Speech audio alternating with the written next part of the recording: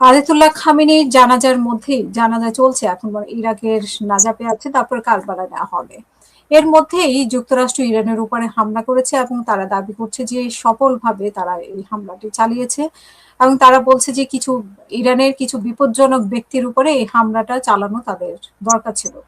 সেই সাথে সাথে ট্রাম্প বলছে যে যুক্তরাষ্ট্র এবং ইরানের মধ্যে যে এমইও সই করা হয়েছে সেটা এখন অকার্যকর হয়ে গেছে। এরই প্রতিবাদে ইরানও কিন্তু পাল্টা আক্রমণ করেছে মধ্যপ্রাচ্য জুড়ে। মার্কিন 85টি সামরিক ঘাঁটিতে ইরান হামলা করেছে এমনটাই বলেছে, এবং তাছাড়াও মার্কিন MQ-9 ড্রোন আকাশ থেকে ভূপাতিত করেছে এমনটা তারা বলেছে, এবং তারা বলেছে যে মানে ইরানকে যুক্তরাষ্ট্রকে কঠোরভাবে জবাব দেওয়া হবে, দাঁত ভাঙ্গা জবাব দেওয়া হবে, এমনটাই ইরান থেকে বলা হয়েছে। আমরা এইসব বিষয় নিয়ে কথা বলবো। কথা বলার জন্য বরাবরের মতোই আপনার সাথে উপস্থিত আছেন ফরহাদ হোসেন। আপনাকে স্বাগত জানাচ্ছি আমাদের আজকের অনুষ্ঠানে। ধন্যবাদ হাসিনা আপা। ফরহাদ ভাই, শুরুতেই জানতে চাই হঠাৎ করে তারা এই কাজটি কেন করলো? মানে যুক্তরাষ্ট্র তো শুরু করেছে। ধন্যবাদ। এটাই হাসিনা আপা, এটাই করার কথা ছিল। হুম ডোনাল্ড ট্রাম্প আসলে আন্তরিক। ডোনাল্ড ট্রাম্পের এখন ফোন দিতে হলো, ভদ্রলোক তো আসলে সুস্থ চিন্তা করে না। সামনে যে নভেম্বরের 3 তারিখে যে মিড টার্ম ইলেকশনটা আসছে, এটা বানচাল করা। হুম এটা আসল কথাটাই হলো এটা। ওই যে ওয়েল ট্যাঙ্কারে আক্রমণ করেছে, ইরান তো বলে নাই যে সৌদি, কাতার এবং প্লাস আরো 3টা ওয়েল ট্যাঙ্কারে, মানে কমার্শিয়াল ট্যাঙ্কারে যে আক্রমণটা হয়েছে ড্রোন এবং আরেক অদ্ভুত ধরনের একটা ক্ষেপণাস্ত্র, এটা নামটা এখনো আসে নাই। ড্রোন হুম আছে আর ওইটা আছে, ওইটা মিসাইল না, এটা মোর হুম ডেঞ্জারাস। এখন হুম ইরান কিন্তু ক্লেম করে নাই যে এই আক্রমণ আমরা করেছি। তো হুম এইটাকে উসিলা ধরে ব্যাপক আক্রমণ করেছে আমেরিকা। আমেরিকা আক্রমণ করেছে সিরকিতে, আক্রমণ করেছে বন্দর আব্বাসে, আক্রমণ করেছে আপনার ওই কাসেম আইল্যান্ডে, অর্থাৎ হরমুজের আশপাশে এবং একদম শর্ট ডিস্টেন্সের মধ্যে যেই পয়েন্ট গুলো আছে সেগুলোতে আক্রমণ করেছে, যেখানে ইরানের মিলিটারি বেস আছে, যেখানে ড্রোন এবং মিসাইলের বেস গুলো আছে যেখানে। এবং এই প্রথমবারের মতো, সেকেন্ড টাইম মতো ইরানিয়ান এয়ার বেসের উপর আক্রমণ করেছে আমেরিকা। হুম হুম তো সবকিছু এখন ইরান কিন্তু এটা, ডোনাল্ড ট্রাম্প আরেকটা জিনিস এখানে ভাবছে যে ইরানি জাতি এখন ফিউনারেলে ব্যস্ত আছে।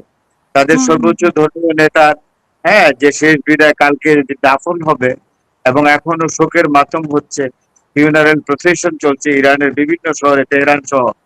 তো হুম এইগুলোতে ব্যস্ত আছে। এখন এই ফাঁকে একটা বড় ধরনের অ্যাটাক করি, কিন্তু ইরানের IRGC always prepared. Iranian traditional army is always prepared to go to the retaliation on hmm any attack from the United States of America or Israel. তো হুম এখন এগুলা তো বলে কিছু লাভ নাই। তো ইরান এটা তো প্রমাণিতই হইলো, ওই আক্রমণের সাথে সাথে ইরান আবার রিটালিয়েশনে গেছে। গেছে কোথায়?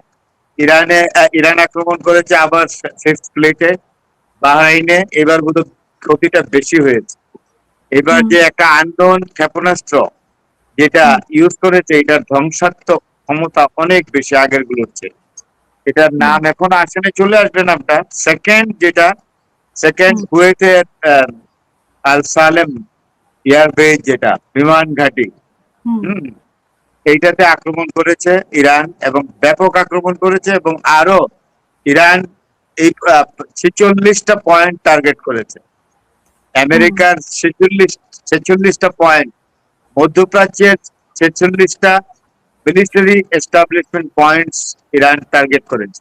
পত্রিকায় আমেরিকাও এসেছে করেছে 85টা। আমেরিকাও করেছে, ইরানের উপরে 40-41টা টার্গেট করেছে। না, সুতরাং এখানে এখন যেটা, পত্রিকায় আসছে যে আমেরিকা 80টির উপরে, আর হচ্ছে যে ইরান 85টির সরি উপরে। সরি, না আমার ভুল হয়েছে। আমি হুম 40 ধরতেছি মানে বাংলায়। না, হ্যাঁ দেখছি যে 8টাকে আমি চলে। না, হুম ইরান করেছে 84টা, হুম হুম আর আমেরিকা করেছে 40 থেকে 42টা টার্গেট। বিশেষ আচ্ছা। করে হুম তো হুম এখন এই টার্গেট গুলো ফিল আপ করবে, ইরানও ফিল আপ করবে 85-86টা আমেরিকান মিলিটারি বেস এখানে গালফ কান্ট্রিজে।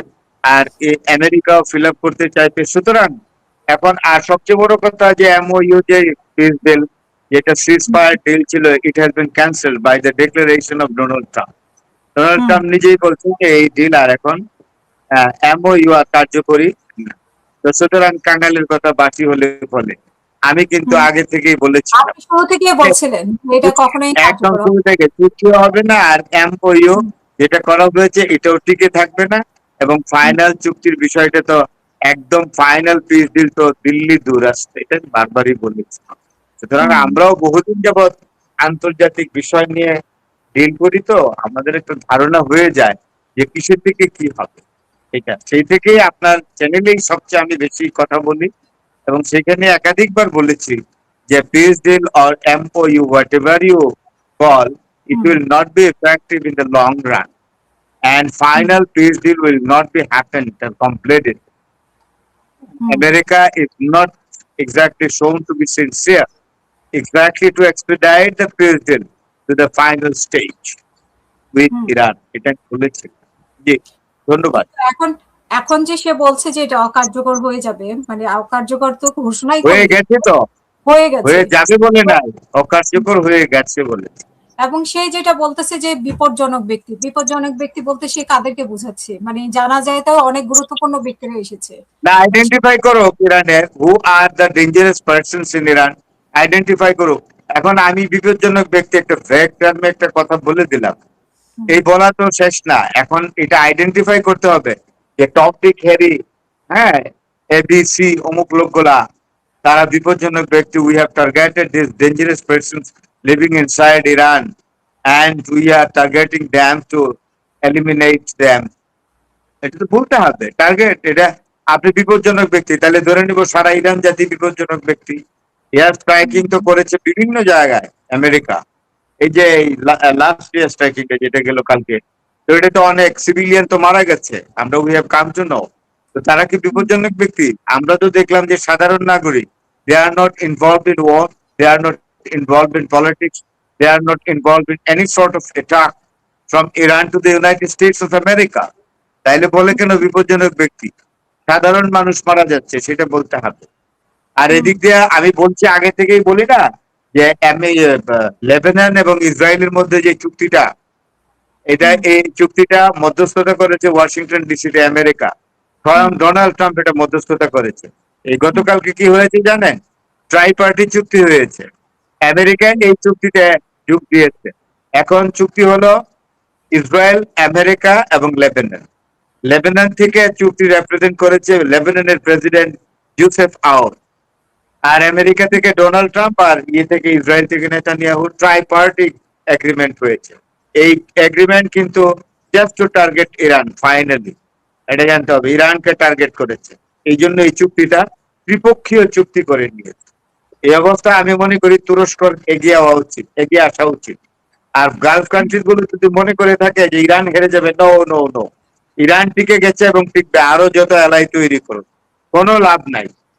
এবং ইরান আজকে জার্মানিকে হুঁশিয়ার করে, জার্মানির পররাষ্ট্রমন্ত্রী মন্তব্য করেছে যে নিজ খরচে এই হরমুজ প্রণালীতে যে ইরান মাইন পেতেছে এগুলো তুলে নিতে হবে ইরানের নিজের খরচে। হুম, ইসমাইল বাগাই রিয়াক্ট করেছে, ইরানের পররাষ্ট্র মন্ত্রণালয়ের মুখপাত্র, যে এই বক্তব্যের জন্য জার্মানিকে চরম মূল্য দিতে হবে। হুম, হুম, তার মানে কি, ইরান অনেক ক্ষমতা রাখে, ইরান স্পেয়ার করে না। ইরান, চায়না এবং রাশিয়া বলেই দিয়েছে ইরানকে যে কোন রকম রিটালিয়েশন না, এগিয়ে যাও, তোমার কিচ্ছুটি করতে পারবে না। ইরানের টিকিটাও স্পর্শ করতে পারবে না আমেরিকা, ইসরায়েল, কোনো লাভ নাই। কথা পরিষ্কার। হুম। ডোনাল্ড ট্রাম্প যেই খেলা খেলছে, just he is playing with fire. যে কোনো সময় সর্বোচ্চ আর্মসের ব্যবহার হয়ে যেতে পারে। যে পরিস্থিতি যেই দিকে যাচ্ছে, এসকালেশন হচ্ছে সিরিয়াস এসকালেশন, সাংঘাতিক, এবং পরিস্থিতি যে কোনো সময়ে এমন মোড় নিতে পারে যেখানে সর্বোচ্চ অস্ত্রের ব্যবহার হয়ে যেতে পারে, এবং না, মানব সভ্যতা বড় ধরনের, মানব সভ্যতা বড় ধরনের হুমকির সম্মুখীন হতে পারে। এখন সেরকম দিকেই তো আমরা দেখতে পাচ্ছি যে সেই দিকেই তো মোড় নিচ্ছে। আবার হ্যাঁ, হুম, নেতানিয়াহু দেখলাম যে একটু ট্রাম্পের উপর নারাজ। তুরস্কের কাছে আমেরিকা না, এই আমি নেতানিয়াহু ট্রাম্পের উপরে নারাজ এই কথাগুলো আর এটা বলতে চাই না।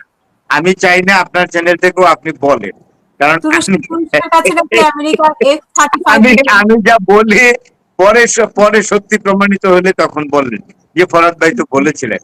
এরা দুইজনের মধ্যে কঠিন দোস্ত। ইসরায়েলকে বাদ দিয়ে আমেরিকা চিন্তাই করতে পারে না, জানেন? আজকে আমেরিকাতে একটা বড় ধরনের শোরগোল উঠেছে, আওয়াজ।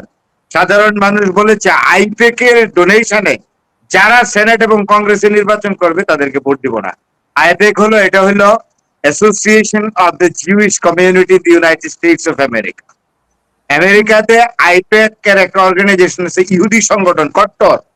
এরা অর্থনীতিকে কন্ট্রোল করে, আমেরিকার সৈন্য বাহিনীকে কন্ট্রোল করে, নির্বাচনকে কন্ট্রোল করে, রাজনীতিকে কন্ট্রোল করে এবং নির্বাচনকে কন্ট্রোল করে। সবচেয়ে বড় কথা, আমেরিকার সাধারণ জনগণ এখন এতটাই টায়ার্ড হয়ে গেছে এই যুদ্ধে। আজকে 4 মাসের উপরে যুদ্ধ চলতেছে এবং যুদ্ধ বা প্রায় 1.5 বছর যাবত তারা বলছে আর ভালো লাগে না, দ্রব্যমূল্য এত ফ্লাকচুয়েট করে, এত বেড়ে যায়, আমাদের ক্রয় ক্ষমতার বিরুদ্ধে যাচ্ছে। এইগুলার সমস্ত কিছুর মূল হইল আইপেক, ইহুদি সংগঠন আমেরিকার। এবং এরা যাদেরকে টাকা দিবে তাদের পছন্দ মতো সেনেট এবং কংগ্রেসের প্রার্থীদের, তাদেরকে আমরা ভোট দিব না। এটা হলো কমন পিপুলের স্লোগান দিচ্ছে নিউ ইয়র্কে, স্লোগান দিচ্ছে ওয়াশিংটন ডিসিতে, লাস ভেগাস, মিনিসোটা, এসব বড় বড় শহর গুলাতে দিচ্ছে। আপনার স্লোগান দিচ্ছে সাধারণ মানে আমেরিকান নাগরিকরা। আপনি কথা বুঝতে পারছেন? গায়ে পড়ে পড়ে তো তারা লাগাচ্ছে, যুদ্ধ লাগাচ্ছে, গায়ে পড়ে পড়েই তো যুদ্ধ লাগাচ্ছে, তাই না? সুতরাং ডোনাল্ড ট্রাম্প যেই ফন্দি করুক যে আমি কোন রকমের টেনে টেনে এইভাবে একটু ডিল করব, আবার এটাকে ক্যান্সেল করব করে করে আমি আবার পর্যন্ত যাব, নভেম্বরের 3 তারিখ পর্যন্ত যাতে না হয়। কারণ মিড টার্ম ইলেকশন হইলে Donald Trump will be seriously marginalised and will become powerless. He will not have any power exactly to give any sort of decision, particularly in the field of war. যুদ্ধ declare করার তার ক্ষমতা খর্ব হয়ে যাবে। তাই নিজের জীবন বাঁচানোর জন্য Donald Trump has been trapped by Israel, no doubt about, by Netanyahu. এই যে এখন যাই বলে যে নেতানিয়াহুর সাথে, আমি আগের কথায় ফিরে আছি, ডোনাল্ড ট্রাম্পের মধ্যে টানাপোড়েন চলছে, এগুলা যারা বলে তারা স্থূলভাবে ভাবে, স্থূলভাবে এই বিষয়টা। তুরস্ককে যে আমেরিকা, ইসরায়েল দিচ্ছে, তুরস্ককে F-35 দিচ্ছে যুদ্ধ বিমান বিক্রির প্রস্তাব আর কি, এর জন্য এটা আবার না করছে আপনার নেতানিয়াহু অনুরোধ করছে ডোনাল্ড ট্রাম্পকে F-35 যাতে না দেয়, কারণ এটা ক্ষিপ্রগতি সম্পন্ন আপনার জেট ফাইটার এবং যুদ্ধক্ষেত্রে প্রবল বেগে আক্রমণ করে এবং বোমা ফেলে চলে আসতে পারে সাংঘাতিক ভাবে। তো সেই জন্য যে তুরস্ককে দেওয়া ঠিক হবে না। তুরস্ক, turkey might be the danger or threats to Israel in the coming days. সামনের দিনগুলোতে তুরস্ক আবার বড় ধরনের ভয়ানক শত্রু হইতে পারে ইসরায়েলের, সেই জন্য নেতানিয়াহু না করছে। কিন্তু এইটা শুধু দেওয়া হবে না, এখানে অস্ত্রের ব্যবসা আছে, এখানে জারিদ কুশনার এই আপনার মানে 35 এর সঙ্গে বিমানের সঙ্গে তার ব্যবসা আছে, তার মেয়ের জামাই। সুতরাং Donald Trump A to Z, মানে from top to bottom is a businessman. The American people have created a blunder and committed a mistake of electing such a businessman as their president. না, এরদোগানও তো এই ধরনের কথা বলছে যে আসলে ইসরায়েলের মতো একটা রাষ্ট্র আসলে থাকাই উচিত না, মানে পৃথিবীতে ইসরায়েলের মতো তো। এরদোগানের না বলে উপায় নাই, কারণ এরদোগানের বিরুদ্ধে সবাই খেপে গেছে এখন। মানে শুধু মুসলিম ওয়ার্ল্ড না, বাদ দেন, এছাড়াও ইউরোপিয়ান ওয়ার্ল্ডও বলছে যে এরদোগান তো অনেক শক্তিশালী। নেটোভুক্ত দেশগুলোর মধ্যে এরদোগান হলো সারা পৃথিবীর মধ্যে 4র্থ সামরিক শক্তি হলো আপনার তুরস্ককে ধরা হয়। এখন আবার চলে আসছে উপরে ইরান, তাহলে পঞ্চম ষষ্ঠ যাই হন না কেন, এবং মিলিটারি আর্মারে, ইকুইপমেন্টসে, বিমানে, এয়ার ডিফেন্সে, মিসাইল, ড্রোন, এভরিথিং এ তুরস্ক এক বিশাল শক্তি এবং নেটোভুক্ত দেশ। সেই জন্য সবাই মনে করে যে তুরস্ক একটা ধমক দিচ্ছে না কেন ইসরায়েলকে সরাসরি, যে তুমি আরেকটু বাড়াবাড়ি করলে, সেকেন্ড টাইম ইরানের উপর আক্রমণ করলে আমি এটাকে কনসিডার করব তুরস্কের উপর আক্রমণ করেছে। এছাড়াও তো ইসরায়েলি সৈন্যরা যে দক্ষিণ লেবাননে অবস্থান করছে, এটা টার্কির বর্ডারকে টাচ করে, জানেন আপনি লেবাননের এবং তুরস্কের বর্ডার কিন্তু অরক্ষিত হয়ে গেছে because of the existence of Israeli troops in southern Lebanon. দক্ষিণ লেবাননে ইসরায়েলি সৈন্যদের মুভমেন্টের ফলে তুরস্কের যে বর্ডার, পূর্ব দক্ষিণাঞ্চলের বর্ডার হয়ে গেছে আপনার এই মানে সরি, উত্তর পূর্ব অঞ্চলের বর্ডার তুরস্কের অরক্ষিত হয়ে গেছে। তাইলে এইটাই তো ক্যাপিটালাইজ করতে পারে, এটাকে পয়েন্ট আউট করেই তো তুরস্ক একটা মিলিটারি স্ট্রাইকিং ইসরায়েলে করতে পারে। ইসরায়েল সীমান্তে করুক, তেল আবিবে, হাইফায় বা ওইসব জায়গায় না করে সীমান্তের মধ্যে করুক, তাও তো করছে না। কিন্তু আমি তো দেখতেছি যে যুদ্ধের গতি এরকম ভাবে ডালপালা ছড়াচ্ছে যে it will take the shape of a great war, and the possibility and probability particularly of the highest use of weapon might be created. হুম, মানে একটা কঠিন অবস্থার মধ্যে যাচ্ছে, এখন যাবে আর Yes, কি। সেই yes, no doubt. হুম। আবার নেতানিয়াহু যে বলল, আপনি নিশ্চয়ই গতকালকে নিউজে বাগদার, আমেরিকাকে খোঁচা দিয়ে বলল আর কি, যে আমেরিকা ছাড়াও তার ভালো বন্ধু হচ্ছে যে ভারত। ভারত তার মানে খুবই ভালো না, বন্ধু। এটার উপর আমি একটা ভিডিও দিয়েছি, এটার উপরে ভিডিও, এইগুলা খেলাধুলা, এগুলা শোনেন, এদিকে শুনছেন তো, ডোনাল্ড ট্রাম্প কিন্তু ইন্ডিয়ান নাগরিকদের বলছে আমেরিকা ছাড়ো, যারা ওইখানে কাজ করতো গিয়া, যে লিভ আমেরিকা, 12টা বাজে। এটা আবার একটু নেতানিয়াহুকে দিয়ে একটা বক্তব্য দেওয়া হলো। এটা তো ক্ষতিটা হয়েছে কিন্তু আপনার ইন্ডিয়ার মারাত্মক। আপনি এখন খেয়াল করে দেখেন, আপনার ডিনেস্টিক্যাল রুলার যারা, মানে পারিবারিক শাসক, মধ্যপ্রাচ্যের উপসাগরীয় শাসকরা তাদের অস্তিত্ব টিকিয়ে রাখার জন্য, ক্ষমতায় থাকার জন্য আমেরিকার সাথে লাইন রাখে বা ইসরায়েলের সাথে গোপন আঘাত রাখতে পারে, যেটা ইএইউ বেশি রাখে, ইউনাইটেড আরব এমিরেটস, সবচেয়ে ইউএই, ইউনাইটেড আরব এমিরেটস, যেটা এটা রাখে বেশি, অন্যান্যরা হালকা পাতলা, কিন্তু মানে কম বেশি রাখে। কিন্তু আমার কথা হলো, ওই দেশের জনগণ তো ইরানের পক্ষে।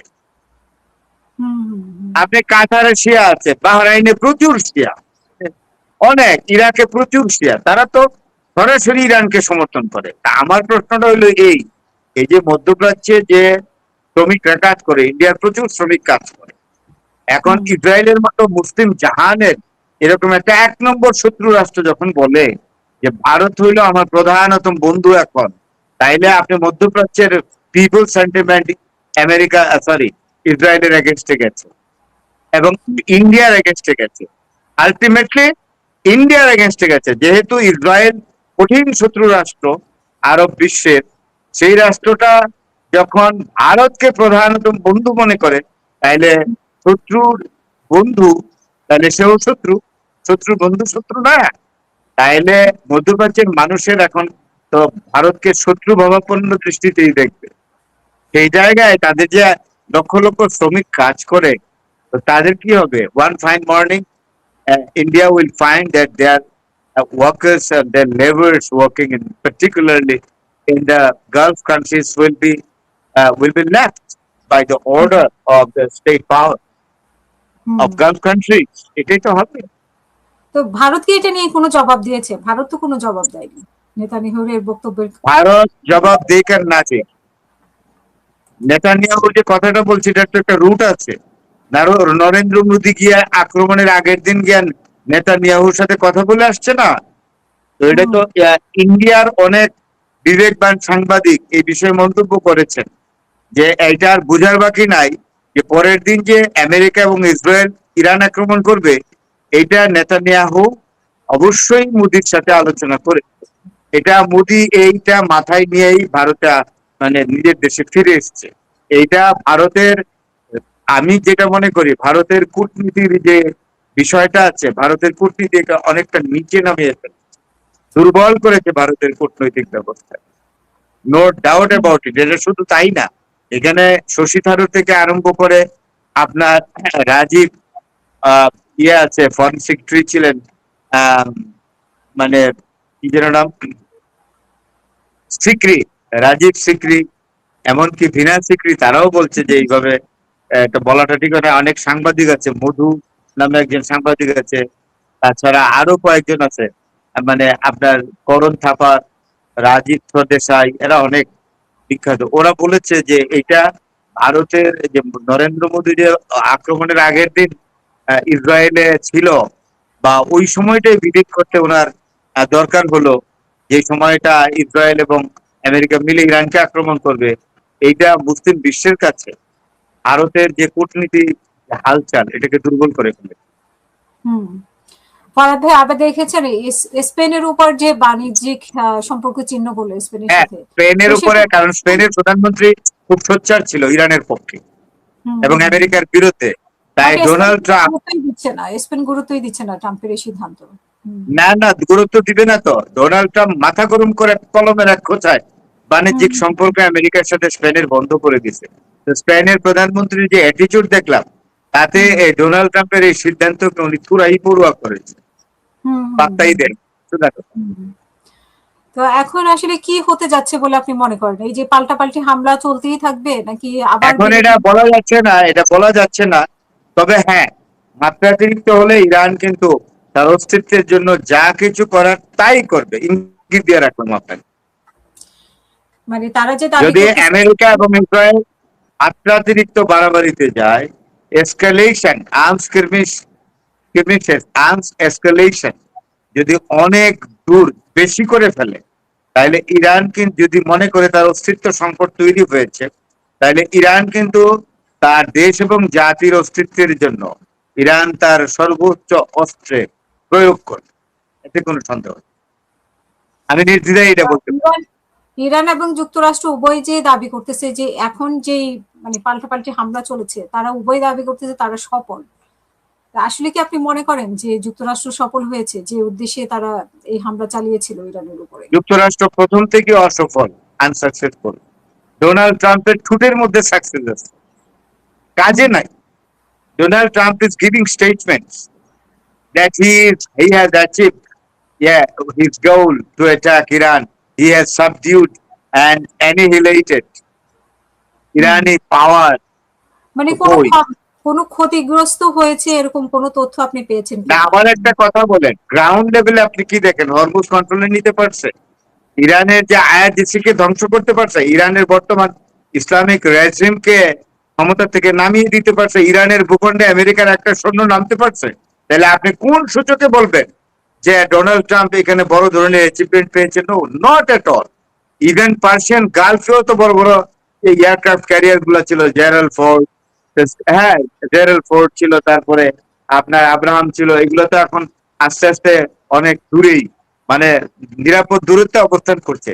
তাইলে যেই সূচকগুলো মিন করে যে আমেরিকা যুদ্ধে জয়ী হয়েছে, তার একটিও আমেরিকা অ্যাচিভ করতে পারে নাই, সব ইরানের নিয়ন্ত্রণে আছে। সুতরাং ডোনাল্ড ট্রাম্প, বললাম না, ডোনাল্ড ট্রাম্পের ঠুটে, তার কথাই তার সাকসেস। গ্রাউন্ড লেভেলে I do not find any success of Donald Trump and Netanyahu over Iran. আচ্ছা ফরাদ ভাই, আমরা শেষ করব। শেষ করার আগে এই যে খামেনির লাশ নিয়ে ইরাকে যাওয়া হলো, কারবালা, নাজাফ, এটা কেন করা হয়েছে? মানে এটার তারা শিয়া তো, ইমাম হাসানের মাজারে যাবেন, ইমাম হুসেনের মাজারে যাবে না? কারবালার প্রান্তরে ইমাম হুসেন শহীদ হয়েছেন। এবং শুধু তাই নয়, কুফা নগরীতে হযরত আলী, ইমাম হুসেনের পিতা, রাসূল সাল্লাল্লাহু আলাইহি ওয়াসাল্লামের মেয়ের জামাতা এবং ছোট ভাই, চাচাতো ভাই, আপন চাচাতো ভাই, আবু তালিবের ছেলে, তিনিও তো ওইখানে, তাকেও তো হযরত আলী রাদিয়াল্লাহু তাআলা আনহু, আমিরুল মুমিনিন, খলিফাতুল মুসলিমিন, উনাকে ওইখানে হত্যা করা হয়েছে। হুম হুম এবং সেই জন্যই কারবালায় যাবে, নাজাফে যাবে। আর এরপরে আনার পর মাশহাদ শহর, যেটা ইমাম সৈয়দ আয়াতুল্লাহ আলী খামেনির জন্মস্থান, মাশহাদ শহর নামকরা, সেই হুম হুম শহরে ইমাম রেজার পাশে ওনাকে দাফন করা, রেজার মাজারের পাশে, ইমাম রেজার মাজারের পাশে তাকে দাফন করা। আগামীকাল এই দাফন কার্য সম্পন্ন হবে। জি। সেটা ভালোভাবে হোক। কিন্তু ইরানের যেই এতগুলো দেশের মানে 70টা 100টিতে, কেউ বলে 70, কেউ বলে 100 দেশের জনগণ হাজির হয়েছে, প্রতিনিধি দল হাজির হয়েছে এই জানা যায়। তো সেই সময় যে আসলে একটা ভালো অবস্থানে ছিল, মানে সেই সময় যে হামলা করে নাই, সেটাও একটা মানে আল্লাহর একটা রহমত। বাট এখনো তো এখন আছে ইরান, এখনো তো ইরানে বহু বিদেশি এখনো আছে। তারা এখনো একদম আছে। এখন পর্যন্ত থাকবে অনেকেই। তার হুম হুম তাতে বোঝা যায় যে আমেরিকা এমন কোন ইম্পর্টেন্ট জায়গায় এটা টার্গেট করতে পারে। হুম হুম কারণ তারা তো জানে ইরান, যে বিদেশিরা আছে। হুম জি, এগুলা না তোমরা আক্রমণ করতে পারো আর এই বলে বলো যে আমরা জানাজার সুযোগ দিয়েছি, এই ধরনের ফেক স্টেটমেন্ট, যেটা গ্রাউন্ড লেভেলে যার কোন রকম রিয়েলিটি নাই, এগুলো বলে বলে Donald Trump has become a man, a futile man. It does not have any weight and importance in the eye of the international community. শুধু তাই নয়, আরেকটা খবর আপনাকে বলে দিই।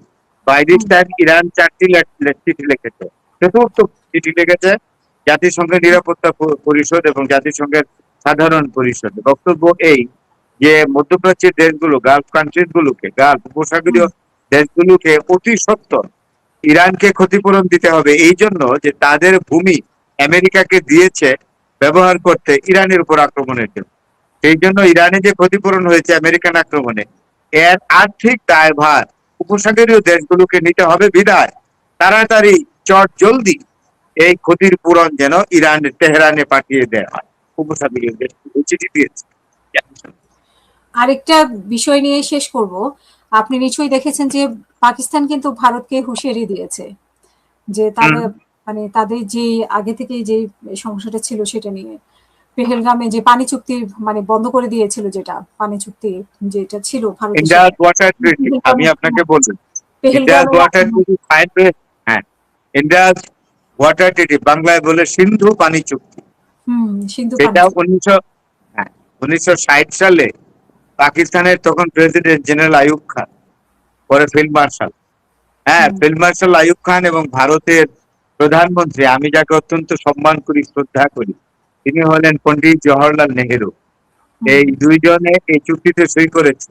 এই চুক্তির মধ্যস্থতা করেছেন ওয়ার্ল্ড ব্যাংক, করেছে ওয়ার্ল্ড ব্যাংক প্রতিনিধি, বুঝতে হুম, পেরেছেন? অর্থাৎ ওয়ার্ল্ড ব্যাংকের প্রতিনিধিত্বে তৎকালীন পাকিস্তানের প্রেসিডেন্ট জেনারেল আইয়ুব এবং ভারতের প্রধানমন্ত্রী, হ্যাঁ, আহ, পন্ডিত জওহরলাল নেহেরু এই চুক্তি স্বাক্ষর করেছে। এই চুক্তির মূল্য আছে। ওই যে পেহেলগামে আক্রমণ হয়েছিল, আক্রমণ হওয়ার পর সিন্দুর মিলিটারি অপারেশন যেটা করেছিল ইন্ডিয়া পাকিস্তানের বিরুদ্ধে, সেই থেকে এই চুক্তিকে স্থগিত ঘোষণা করেছে। হুম, কে করেছে? ইন্ডিয়া। তো স্থগিত ঘোষণা করলে তো চলবে না। 6টা নদীর মধ্যে 3টা একদিকে, আর 3টা হলো, 3টার কন্ট্রোলিং পাকিস্তান, 3টার কন্ট্রোলিং হলো ভারত। যেমন স্যাটলেজ আছে, তারপরে আছে আপনার বিয়াস, আরেকটা কি যেন বিপাশা, এই 3টা হলো ভারত কন্ট্রোল করবে।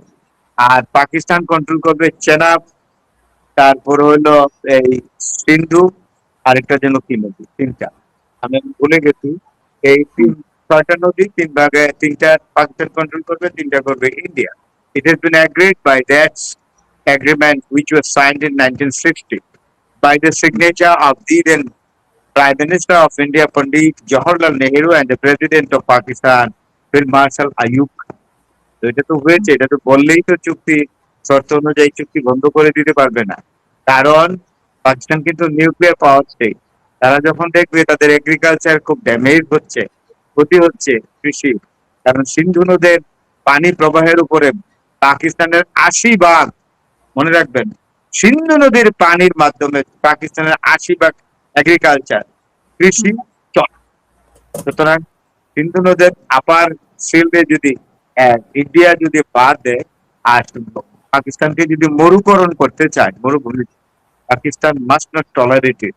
পাকিস্তানও এখানে সর্বোচ্চ সব ফ্রন্টে যুদ্ধ করবে, যেটা বলেছে পাকিস্তানের পিপলস পার্টির চেয়ারম্যান হুম, হুম, বিলাওয়াল ভুট্টো পরিষ্কার করে বলেছে যে সিন্ধু নদীর পানিতে প্রবাহে, পাকিস্তানের দিকে প্রবাহে যদি কোনো বাধা দেওয়া হয়, তাহলে পাকিস্তান এটা সহ্য করবে না। কারণ পাকিস্তানের 80 ভাগ কৃষি সিন্ধু নদীর প্রবাহ, পানি প্রবাহের উপর নির্ভরশীল। এটা যদি ভারত করে তাহলে পাকিস্তান সব ফ্রন্টে যুদ্ধে নেয়। এখন হুম, ভারত একটা কথা বলে, এটার সাথে আমি একমত না। বলে আফগানিস্তান পাকিস্তানকে পশ্চিম ফ্রন্টে আক্রমণ করবে, মাথা খারাপ। চায়না আফগানিস্তানকে বলে রাখবে ডোন্ট প্রসিড।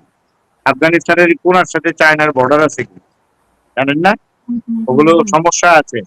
একদম চায়না বলে রাখবে don't make any sort of military campaign over but Pakistan when Pakistan will engage war against India. You but must not ইতিমধ্যে আমরা cross দেখলাম না foreign আফগানিস্তান, line. ইতিমধ্যে তো আমরা দেখলাম আফগানিস্তান একবার এই যে গত সপ্তাহে মনে হয় পাকিস্তানের উপরে যে হামলা করেছে পাকিস্তানের সীমান্তে। তো এগুলা এটা কি শোনেন, ইন্ডিয়া? পাকিস্তান একটা বিশাল সামরিক শক্তি। পাকিস্তান তো আর ইয়েকে গুনে না আফগানিস্তানকে। আর পাকিস্তানের সাথে এখন বর্তমানে ইরানের সম্পর্ক হলো সর্বোচ্চ। এবং ইরান যদি আফগানিস্তানকে বলে যে এই রুটি কলা মূলা যা আছে তো আমরা দিই তোদেরকে, এখন হুম, তোরা তো পাঠানের যা, তোদের তো কিচ্ছু নাই বেটা। তো এইসব যদি পাকিস্তানকে যদি এটা করো, পাকিস্তান আমার পরম বন্ধু, পাকিস্তানকে যদি ইরিটেট করো তাহলে তোমার তো আমি খানা দানা বন্ধ করে দেবো, বুঝেন না? প্রত্যেক দেশই কিন্তু এখন একে অপরের উপরে এমন ইন্টার কানেক্টেড, হুম, এখানে কোন রকম মাস্তানি চলে না আন্তর্জাতিক সম্পর্কে। আরেকটা জিনিস বলি, এই কথাটাই ইউজ করলাম, মাস্তানি খারাপ কথা ব্যবহার করলাম। No Mastani is allowed in international interaction with hmm, one country to another. এটা খুবই ইম্পর্টেন্ট ব্যাপার। আর আরেকটা জিনিস আমি আপনাকে বলি, জিওগ্রাফিক্যাল ইম্পর্টেন্স যদি বলেন, যে ভূ রাজনীতির প্রেক্ষাপটে গুরুত্বের বিবেচনা যদি আপনি কাকে গুরুত্ব দিবেন, ভারতকে না পাকিস্তানকে? না, আপনি প্রবীণ সোয়ানির নাম শুনেছেন, ভারতের একজন বিখ্যাত মানে আপনার ডিফেন্স অ্যানালিস্ট প্রবীণ সোয়ানি, মনে রাখবেন, জি, পাঞ্জাবে, হুম, পাঞ্জাবি উনি, ওনার জন্ম কিন্তু লাহোরে। ওনার হুম, বাবা 1950-তে ভারতে চলে আসছিল, ওনারা পাকিস্তানি, অরিজিনালি পাকিস্তানি হিন্দু। তো প্রবীণ সোয়ানি আর্মি ভারত ইন্ডিয়ান আর্মিতে চাকরি করেছেন, ইন্ডিয়ান মিলিটারিতে সম্ভবত কর্নেল হয়ে রিটায়ার করছেন, ভেরি নাইস ম্যান, প্রচুর পড়ালেখা জানেন। উনি বলেছেন যে জিওগ্রাফিক্যালি, অর্থাৎ মানে ভূ রাজনীতি বিবেচনায় পাকিস্তানের গুরুত্ব ভারতের চেয়ে বেশি। কেন জানেন? কারণ পাকিস্তানের বর্ডার আছে আফগানিস্তানের সাথে, পাকিস্তানের বর্ডার আছে ইরানের সাথে, যা ভারতের নাই। কারণ আফগানিস্তান টেরিটোরিয়ালি আমেরিকার কাছে অনেক গুরুত্বপূর্ণ, এশিয়ার করিডোর। এশিয়াতে আসতে হলে আফগান টেরিটরি ব্যবহার করতে হয় আমেরিকার। তার সাথে বর্ডার আছে কার? এশিয়া আফগানিস্তানের সাথে বর্ডার আছে পাকিস্তানের। ইরান অত্যন্ত স্ট্র্যাটেজিক্যালি ইম্পর্টেন্ট দেশ, সেটার হুম, সাথে পাকিস্তানের বর্ডার আছে। সুতরাং আপনি হুম। মনে করেন জিওপলিটিক্যাল ইম্পর্টেন্স পাকিস্তানের বেশি ভারতের। ধন্যবাদ। অসংখ্য ধন্যবাদ আপনাকে আমাদের সাথে যুক্ত হওয়ার জন্য। আমরা অনেক কিছুই জানতে পারলাম আপনার মাধ্যমে। প্রিয় দর্শক, আপনারা যারা সাথে ছিলেন তাদেরকে ধন্যবাদ। আপনাদের অনেকেই কমেন্ট করেছেন, বাট আজকে কমেন্ট নিলাম না। ঠিক আছে, পরবর্তীতে অবশ্যই আপনাদের কমেন্ট পড়ে কমেন্টের জবাব দেওয়া হবে। সবাই ভালো থাকবেন। আমাদের পরবর্তী অনুষ্ঠান দেখার আমন্ত্রণ জানিয়ে এখানেই শেষ করবো। আল্লাহ হাফিজ, আসসালামু আলাইকুম।